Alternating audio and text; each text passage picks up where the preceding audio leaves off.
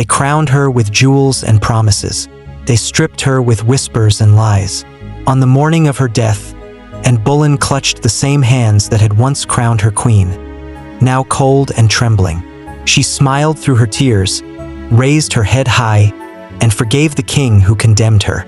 History would call her ambitious. Her enemies would call her cursed. But the truth is simpler. She was a woman who loved and died for it. Anne's story began not in splendor but in the green fields of Kent. At Hever Castle, she learned early that the world was not gentle. Her father, Thomas Boleyn, was a man of ambition and calculation. Her mother, Elizabeth Howard, bore the pride of an ancient lineage.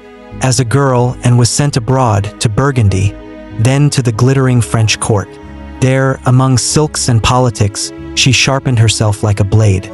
She watched queens weep behind closed doors. She saw how smiles masked daggers. She learned. By the time she returned to England, Anne was no innocent flower. She was a storm in velvet. Henry VIII noticed her at a masque, amid the painted faces and false laughter, and danced, not with submission, but with fire. She wore black that night, a color of mourning, of defiance. She caught Henry's eye. At first, he thought her a diversion, a sweet escape from Queen Catherine's aging grace. But Anne would not yield. Gifts piled at her door, jewels, estates, whispered promises. She sent them back. "Not your mistress," she told him, meeting his gaze without fear. "Your queen." Henry, who had bent cardinals and kings to his will, found himself helpless. He tore England apart for her. The Pope refused his divorce. So Henry made himself head of the Church of England and became a queen in all but name. She bore his ring. She wore his locket next to her skin. In secret, they married. In splendor, they crowned her. Anne Boleyn walked into Westminster Abbey under canopies of gold. Trumpets roared. Banners streamed. She wore crimson and purple, the colors of royalty. She was pregnant. England watched with bated breath. But fate is cruel. In September 1533, Anne gave birth not to a son, but a daughter, Elizabeth. Henry masked his disappointment with a forced smile. The court whispered and heard every word. She became harder, sharper. She cut down rivals with a glance, elevated her family, surrounded herself with loyalists. But even steel cracks. And miscarried in 1534, a small, frail child, hidden away, mourned in silence. She miscarried again in 1535. This time, she collapsed in the corridors of Whitehall, blood soaking the stone floors. She was carried back to her chambers, cold and weeping. Henry did not come. Days later, he sent word, "You must recover quickly, madam. England needs sons." The distance between them grew like a wound that would not close. Still, she fought.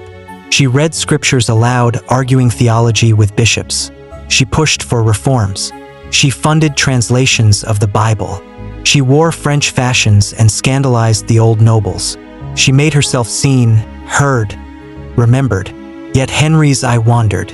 There was Jane Seymour, demure and silent, a balm to Anne's storm. The king grew colder, stiffer in his smiles. Where once he had written her poems, he now signed documents for her replacement. And sensed the shift. She clutched Elizabeth tighter. She prayed harder. But prayers could not stop betrayal. Thomas Cromwell, once Anne's ally, now saw her as a threat. Her influence was poison to his plans. Henry wanted freedom. Cromwell would deliver it. The court became a web of whispers. Noblemen, desperate for favor, began weaving lies. Accusations of adultery, of incest, of plotting the king's death. They accused her of laughing too long with a musician, of dancing too closely with her brother, of speaking too boldly when the king was away, each charge more ridiculous than the last. But Henry did not laugh. He nodded, and Anne was doomed. On May 1st, 1536, at the May Day Justs, Henry sat stiffly on his throne, watching the games, and smiled and waved. Henry turned his head. Before the joust ended, he left, silent, grim. By nightfall, Anne was under arrest, imprisoned in the Tower of London, and stood at the window, watching the river shimmer under the moonlight.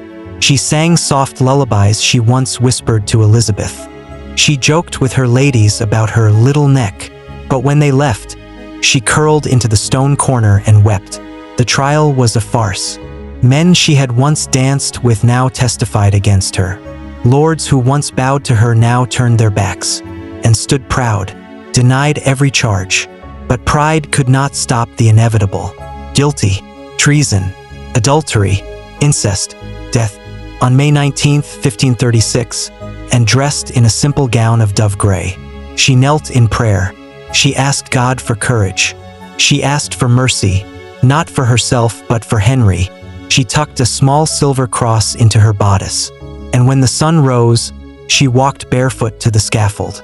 The crowd was thick, silent, heavy with anticipation, and climbed the steps without trembling. She turned to face them, those who once cheered her rise, now come to witness her fall.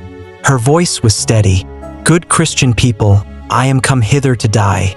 I die the king's faithful servant, but God's first." She knelt. The French swordsman, hidden behind her, drew his blade and whispered one last prayer. The sword flashed, the bells of London tolled, and Boleyn did not die defeated. She died a queen. Without her, there would be no Elizabeth I. Without her, England would never have broken from Rome.